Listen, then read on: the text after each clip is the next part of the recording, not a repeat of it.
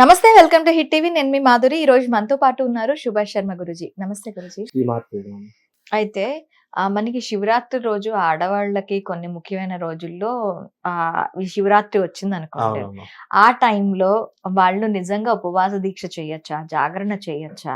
అంటే స్త్రీలకు బహిష్టు అనేటటువంటిది ఏదైతే ఉంటుందో పీరియడ్స్ అనేటటువంటి సమయము, అది ప్రకృతి సహజ సిద్ధంగా జరిగేటటువంటి విషయం. దానికోసం అని చెప్పేసి ఆ సమయం అంటే భగవంతుడికి చేసే ఉపవాసంలో కూడా కొన్ని కొన్ని నియమాలుంటాయి గదా! ఆ సమయంలో మాక్సిమం అయితే చెయ్యకూడదు. ఎందుకంటే మనం బహిష్టుగా మనం ఒక మైలలో ఉంటాం గాబట్టి, ఆ సమయంలో ఉపవాసం చేయకూడదు. ఎందుకు? ఇంకోటి ఆ సమయంలో మన శరీరం అంతా కూడా చాలా నీరసించిపోతుంది. శక్తి లోపిస్తూ ఉంటుంది. నువ్వు ఆ టైంలో గూడా ఉపవాసం ఉన్నావనుకో, నీకు లేనిపోని రోగాలు ప్రాప్తవుతాయి. కాబట్టి ఆ సమయంలో ఉపవాసం ఉండకపోవడమే చాలా మంచి పని అని చెప్తూ ఉంటాము. ఎందుకు పూజా నియమాలు? పూజా నియమాలు ఎలా అంటే ఆ సమయంలో అసలు బహిష్టు మనం స్త్రీలకు ఋతుక్రమం జరిగేట సమయంలో అసలు వాళ్ళు పూజ చేసుకోవడానికి కూడా అర్హత ఉండదు కదా వాళ్ళకు.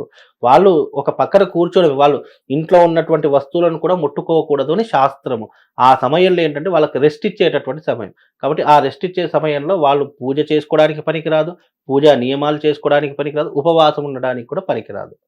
కాబట్టి ఇవి చేయకూడదు స్త్రీలు.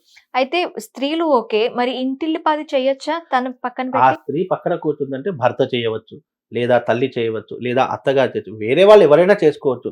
ఎవరైతే ఋతుక్రమమైనటువంటి స్త్రీ ఉంటుందో ఆమె ఒక్కదానికి మాత్రం పనికిరాదు అని శాస్త్రం. అంతే తప్ప ఇంట్లో ఎవరైనా చేసుకోవచ్చు పూజ.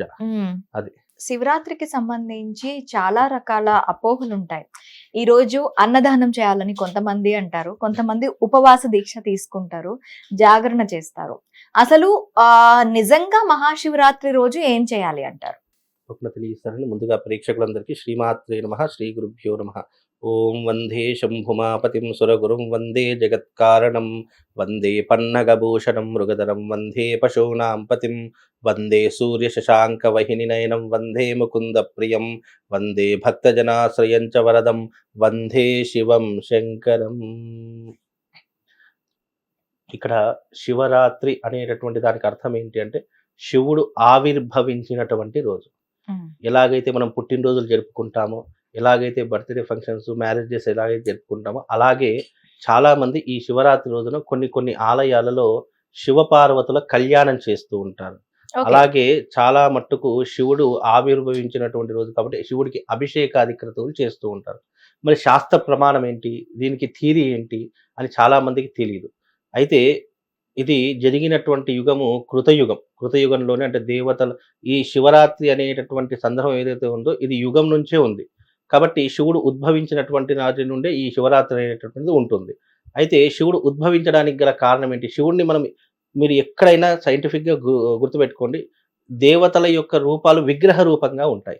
కానీ శివుడి యొక్క రూపం మాత్రమే లింగాకారంగా ఉంటుంది. ఎందుకు? దానికి కారణం ఏంటి అనంటే గనక పూర్వకాలంలో బ్రహ్మదేవుడికి, విష్ణుమూర్తికి ఘోర యుద్ధం జరిగింది. నువ్వు గొప్పనా? నేను గొప్పనా? అనేటటువంటి తారతమ్యంలో ఇద్దరికీ కూడా చాలా పెద్ద గొడవ జరిగింది. అలా గొడవ జరుగుతున్నటువంటి సందర్భంలో లోకాలన్నీ కూడా స్తంభించిపోయాయి. దేవతలందరూ కూడా పరమశివుడి దగ్గరికి వెళ్ళి, ఇలా బ్రహ్మదేవుడు, విష్ణుమూర్తి ఇద్దరు కూడా దెబ్బలాడుకుంటున్నారు. దీన్ని మీరే ఆపాలి అని చెప్పేసి శివుడు ఏం చేశాడంటే ఒక అగ్నిస్తంభంగా వెలిసాడు. అంటే ఆ స్తంభం ఎట్లా ఉంటది? ఒక అగ్నిస్తంభంలా వెలిసి బ్రహ్మదేవుడు బ్రహ్మ పాశుపతాన్ని వదిలాడు. విష్ణుమూర్తి విష్ణు పాశుపతాన్ని వదిలాడు. ఆ రెండు పాశుపతాలన్నీ కూడా ఒక దగ్గరికి ఏకమయ్యే సందర్భంలో ఆ మధ్యలో వెలిసినటువంటి వాడే పరమశివుడు స్తంభాకారంలో వెలిశాడు. అందుకే శివలింగం ఎప్పుడు కూడా కింద ఫ్లాట్‌గా ఉండి పైన ఒక స్తంభాకారం ఉంటుంది. అది శివతత్వం యొక్క రూపము. ఆ స్తంభాకారంగా వెలిసినప్పుడు ఆ రెండు పాశుపతాలు రెండు కూడా శివుడిలో ఐక్యమైపోయాయి. ఎందుకు గొడవలు దెబ్బలాడుకున్నారు? నువ్వు గొప్పనా? నేను గొప్పనా? విష్ణుమూర్తి ఏమంటాడు? నువ్వు నా నాభి నుంచి వచ్చావు. కాబట్టి నువ్వు పిలిస్తే నేను పలకడం ఏంటి?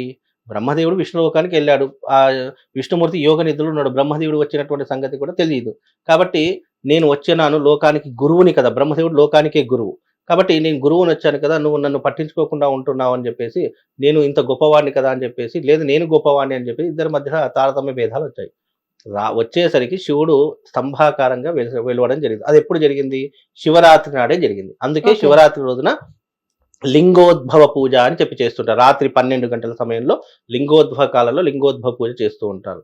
అలా వెలవడంతో ఇద్దరూ కూడా ఏం చేశారంటే శివుడి యొక్క ఆది అంతం తెలుసుకొని వస్తే ఎవరు గొప్పో నేను చెప్తానని చెప్పి శివుడు అన్నాడట.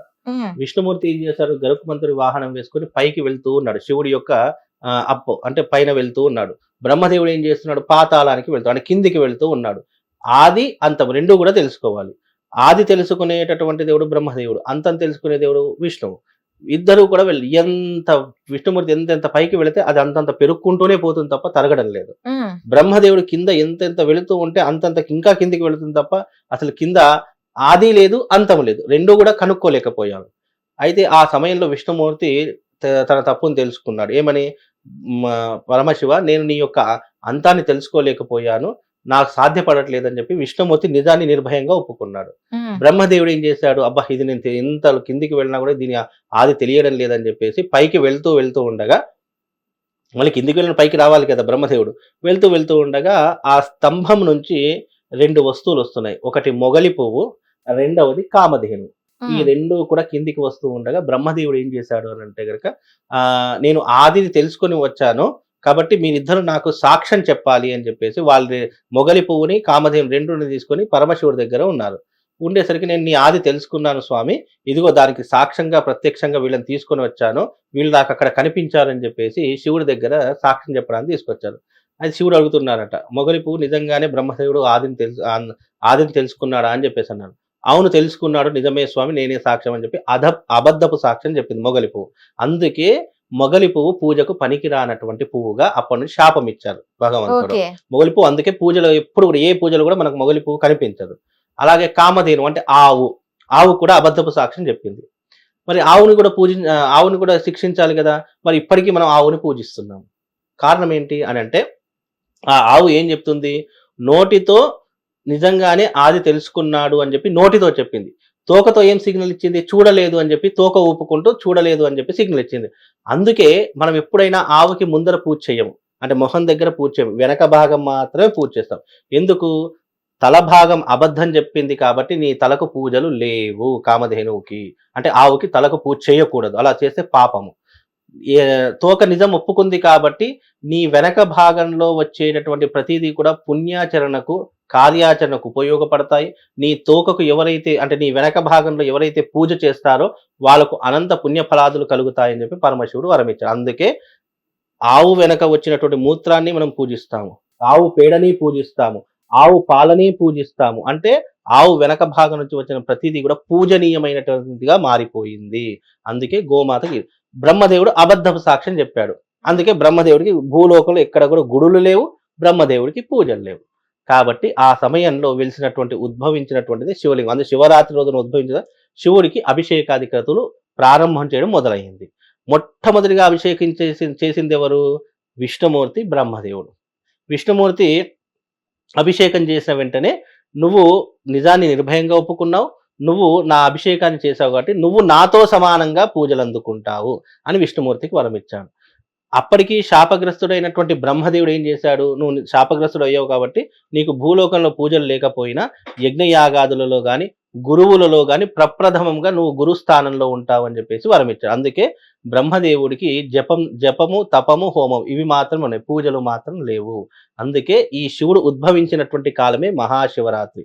ఎవరైతే శివరాత్రి రోజున అభిషేకం చేస్తారో వాళ్లకు గత జన్మ పాపాలు శాపాలు ఏమున్నా కూడా తొలగిపోతాయి అని చెప్పి శివరాత్రి రోజున అభిషేకం చేస్తాము. హిట్ టీవీ యాప్, ఇందులో short news, live news, entertainment shows, movies, digital magazines తో పాటు మీ జిల్లా వార్తలను కూడా ఫ్రీగా చూడొచ్చు. ఇంకెందుకు ఆలస్యం, వెంటనే హిట్ టీవీ యాప్ ని డౌన్లోడ్ చేసుకుని ఫ్రీగా ఎంటర్టైన్మెంట్ పొందండి. Hit TV app, hit TV app, please download hit TV app. Hit TV app ని ఫ్రీగా డౌన్లోడ్ చేసుకొని ఎంజాయ్ చేయండి. మీకు నచ్చిన ఎంటర్టైన్మెంట్ కోసం హిట్ టీవీ యాప్ ని ఫ్రీగా డౌన్లోడ్ చేసుకుని ఎంజాయ్ చేయండి. హిట్ టీవీ యాప్ ని డౌన్లోడ్ చేసుకుని ఆస్వాదించండి, ఆశీర్వదించండి. ఇంతమంది సెలబ్రిటీలు హిట్ టీవీ యాప్ ని డౌన్లోడ్ చేసుకోండి అని చెప్తున్నారంటే ఎంత మంచి యాప్ ఆలోచించండి. అమెరికా అమెరికా అమెరికా అమెరికాలో చదవాలనుకునే వాళ్ళకి విశ్వసనీయమైన పేరు మన శౌర్య కన్సల్టెన్సీ.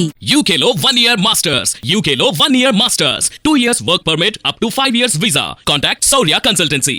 Contact 89851 89851.